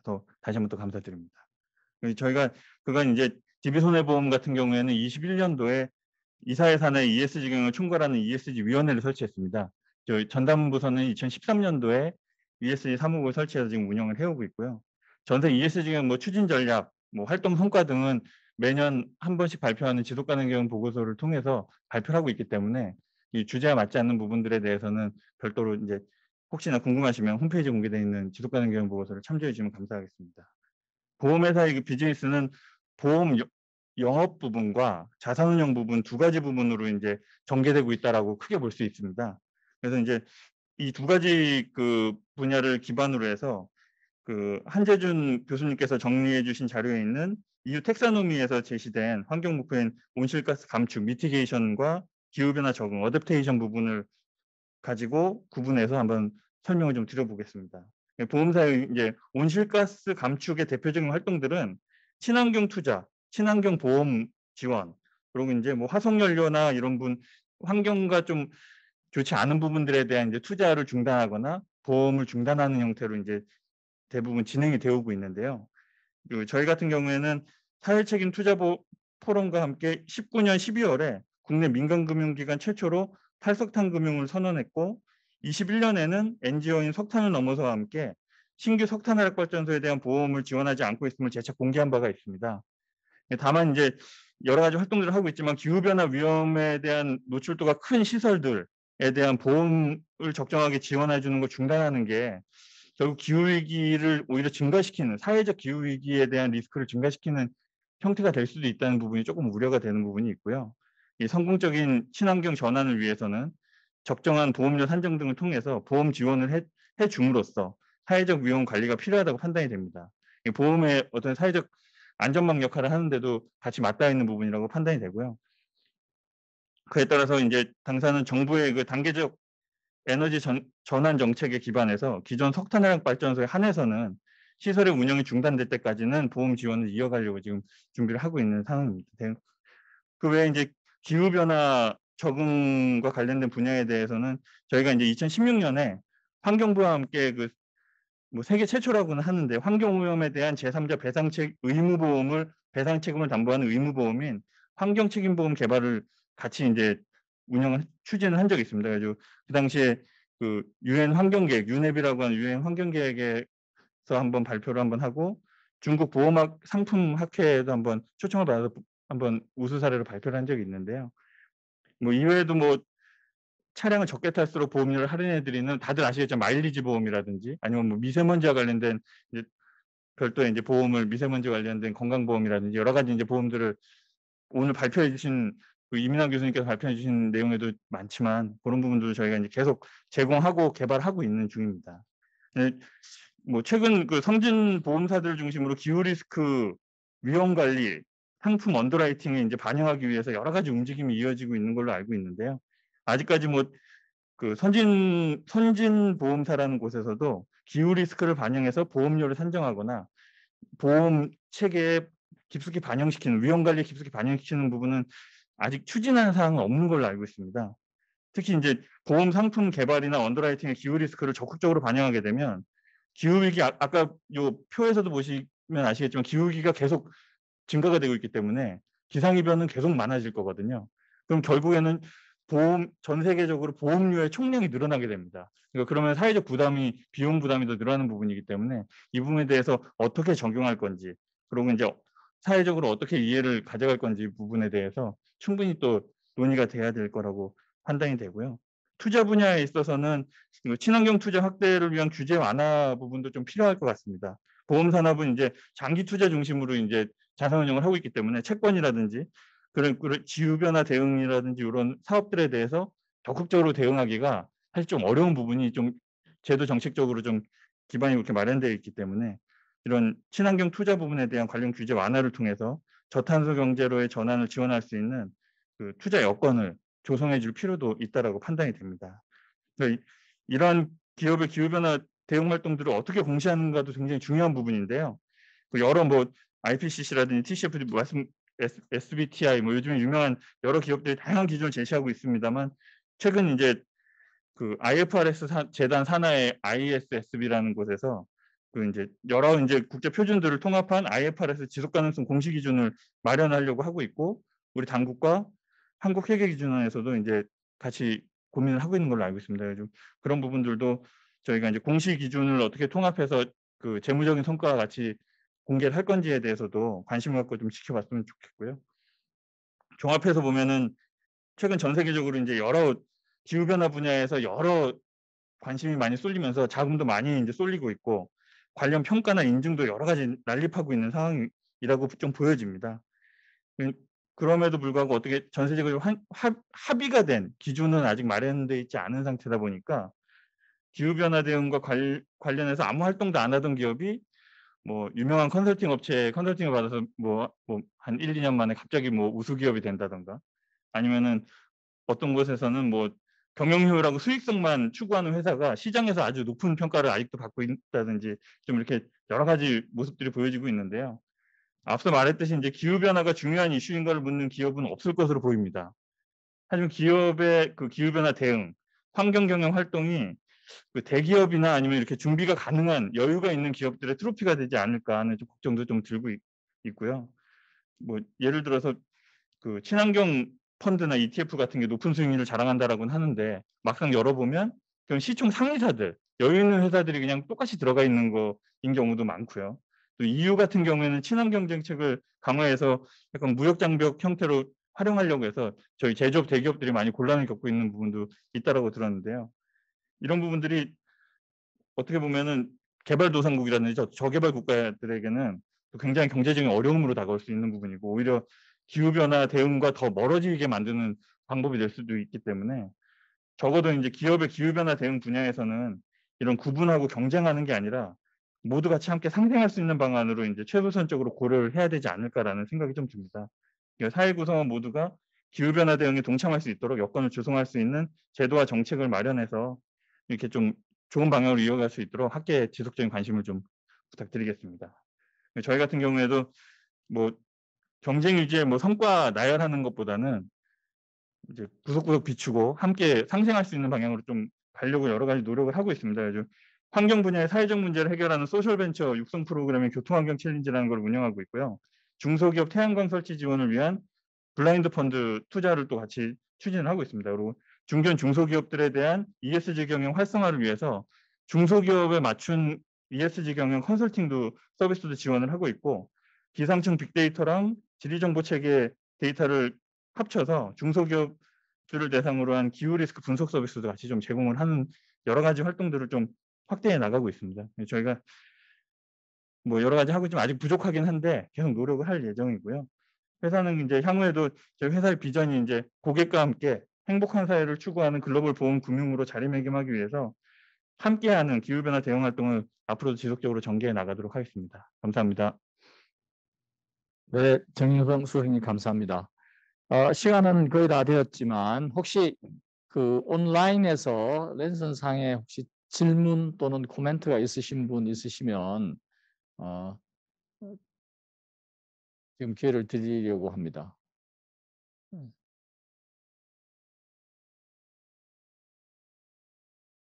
특별히 없으신 것 같아서 혹시 우리 뭐 김종대 교수님 혹시 질문 우리 토론자 대표에서 혹시 뭐 아까 다 말씀하셨습니까? 혹시 있으신? 예. 네, 그거는 제 마지막에 하도록 하겠습니다. 예. 자, 그러시면 우리 발제하신 두 분이 오늘 토론자 선생님들의 토론 내용에 대해서 마지막 마무리해 주시겠습니다.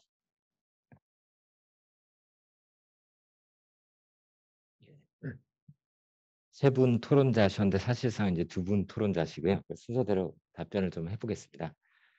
김종대 교수님께서 사실 그 뭐냐면 기후 전환 관해서 정치 이해 관계자 요인 고려할 것 사실 생각을 못했었는데 상당히 유익하다고 생각해 볼 만하다고 생각을 합니다. 근데 이게 쉽지 않은 이슈일 것 같은데 원전을 가지고 프랑스는 녹색이고 독일은 LNG를 믿고 아니라고 하다가 우크라이나 전쟁이 이제 발생했죠. 그래서 원전에 대해서 좀 더 그 EU 텍소노미에서도 생각을 바꾸지 않을까. 사실 이런 게 정치적인 거잖아요. 그래서 그런 건 맞긴 한데 참 그 반영하는 게 좀 쉽진 않을 것 같다는 생각도 제가 들고요. 또 뭐 전 재무 교수인데 EMH 효율적 시장 가설 교과서에 제가 가르치는데 믿고 있는 분 아무도 없지 않습니까? 다 쏠림 투자하고 요즘 비헤이비어가 커지는데 뭐 그래서 예 상당히 중요한 이슈는 맞는 것 같습니다. 그래서 생각해 볼 점이 있는 것 같고요. 다음에 지배구조 추진책에서 CSO 조직을 말씀하셨는데 사실은 지금 뭐 DB 손해보험 수석께서도 말씀하셨지만 많은 사실 우리나라 기업들이 일단 설치는 돼 있습니다. 근데 이게 워킹하지 않는다는 얘기도 있고 ESG 평가 기구에 대해서 사실 기업에 있는 분들이 많이 욕을 하는 걸 저도 뒤로 듣고 있습니다. 그래서 1인이 뭐 밤새서 연구원이 다 평가를 하는 그 ESG 평가로 등급을 하느냐는 얘기도 있어서 사실 이건 노력하는 사람하고 미흡한 쪽이 있어서 뭐 예, 논점은 되겠지만 저희 보고서에 그거를 언급하기 좀 어려울 것 같다는 생각은 들었고요. 다음 공시에서 스코프3를 제가 얘기하면서 아까 시니컬하게 했는데 예, 김정대 교수님이 정확히 받아서 지적을 해주셔서 사실은 이게 이제 겉면이고 지금 권고지 이걸 진짜로 하면은 아작이 안 날 때가 어디 있겠습니까? 위탁사까지 다 그 배출을 파악하라고 하는데 그래서 요즘은 뭐 일단 제가 그래서 느낀 게 너무 이 보고서가 심하게 일단 권고를 하고 있고 그거는 뭐 사실 시장의 반응에 따라서 조절되지 않을까라고 기대를 해봅니다. 그다음에 한국의 프랙티스가 없다라고 하는데 지금 이제 만들어 가고 있고 아까 요건 DB 손해보험 정수석께서도 지적을 하셨지만 대기업의 트로피라고 해서 사실 대기업의 트로피는 있죠. 그래서 저는 아까 이제 정부의 그 방향 3개 중에 공정 전환에 대해서 그냥 의뢰 나오는 거다라고 했는데 아 공정 전환이 참 중요하겠구나라는 생각을 오히려 이제 정수석님 코멘트에서 제가 좀 생각을 좀 해봤고요. 그다음에 SDG 17개 목표 중에 6이라고 하셨는데 저는 6이 더 높은 것 같아요. 왜냐하면 6이면 3분의 1 아닙니까? 저희가 상중하에서 상의 끝도 높은 거고 기후위기는 아까 정수선님 말씀처럼 물론 앞에 5개는 있지만 중요하다는 생각은 듭니다. 근데 아까 그 김종대 교수님이 주신 코멘트는 정말 제가 보기에 다 렐러번트해서 저희 연구의 한계로라도 지적하는 게 맞겠다는 생각은 들었습니다. 그다음에 정수성님 주신 것 중에 친환경 투자 확대를 요구하지만 규제 완화가 필요하다는 포인트는 저는 이제 연결은 짓지 못했는데 아 어깨뿐이라 확실히 다르시구나라는 생각이 들었고요. 다음에 ISSB에서도 공식 기준을 만들어가고 있고 텍소노미도 EU도 지금 테크니컬을 정하지 못하고 있잖아요. 뭐 원전 같은 경우 제가 보기에 못 정하고 지금 싸우고 있는 판인데 뭐 그런 이슈가 저희도 있어서 여기에 대해서는 이제 온고잉이고 이발빙 저도 이제 했지만 이건 다 같이 사실 시장을 보면서 봐야 될 것 같고요. 그래서 생각해 보기에 제가 이걸 하는 컨설팅 업체가 있으면 저희가 IMF를 계기로 회계법인하고 로펌이 일어선 것처럼 이번에 한번 큰 판이 아닐까 같은 생각을 좀 해봤습니다. 이상입니다. 예. 이민남 박사. 아니 뭐 저는 간단히 한 교수님이 워낙 뭐 좋은 말씀을 많이 하셔서 근데 먼저 김정대 교수님 코멘트는 이제 전체적으로 큰 그림을 잘 지적해 주신 것 같습니다. 저희가 원고를 작성하면서 못 본 그런 디테일한 부분들도 있는데요. 큰 그림 속에서 사실 이제 이 기후 위기라는 것들을 이제 금융산업에서 어떻게 접근해야 될지 그런 내용들을 잘 다뤄주신 것 같고요. 그다음에 정인숙 소장님께서 아까 공시 얘기하셨는데요.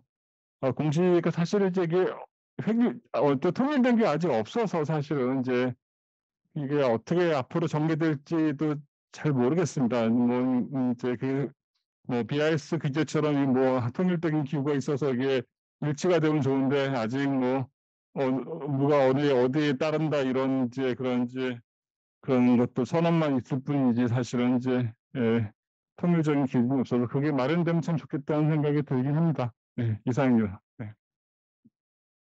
네, 감사합니다. 오늘 이 주제를 이제 저희들이 한 달 전에 정하고 이제 제가 이런저런 자료를 보면서 느꼈던 뭐 소회는 뭐 이런 거였습니다. 제가 학부에서 이제 경영학을 했는데요. 학부의 경영학 그때 당시에도 재무 관리를 얘기하면서 주주 부의 극대화가 우리 기업의 목표다라고 했을 때 제가 그걸 가지고 거의 한 10몇 년 동안 갈등했어요. 한 20년 박사과정까지 갈등했어요. 그래서 박사과정 세미나에서도 우리 경제학과 교수님, 재무교육 교수님하고 논쟁하고 했었는데 역시 그때 약간 작은 믿음, 주주 부의 극대화는 아니다라고 지금 하는 것이 지금은 드러난 것 같고요. 그래서 젊으신 이제 기업들, 보험회사도 굿 코퍼레이트 시티즌이 돼야 되는데 우리가 기후 리스크에 관련돼서 선제적으로 하지 못한다고 하더라도 오늘 이런 세미나에서 많이 오늘 정보를 주셨던 것 같이 그리고 지금 알리안즈나 아비바나 실제로 뭐 도쿄 머린도 사실은 일종의 기준을 가지고 마련해 가는 것으로 보면 지금 뭐 우리나라 보험회사, 우리 오늘 DB에서 오셨지만 우리 DB처럼 또 많은 회사들이 이런 굿 코퍼레이트 시리즌이 될 수 있는 기회가 되지 않을까 이렇게 생각이 듭니다. 다음에도 또 이런 또 좋은 주제로 저희 산학 세미나에서 토론하기로 하고요. 오늘 발제해 주신 우리 한재준 교수님, 이민환 교수님 대단히 감사하고 토론해 주신 김정교 교수님, 이승준 박사님, 정윤성 소장님 대단히 감사합니다. 오늘 27회 산학 세미나 여기서 마치겠습니다. 감사합니다.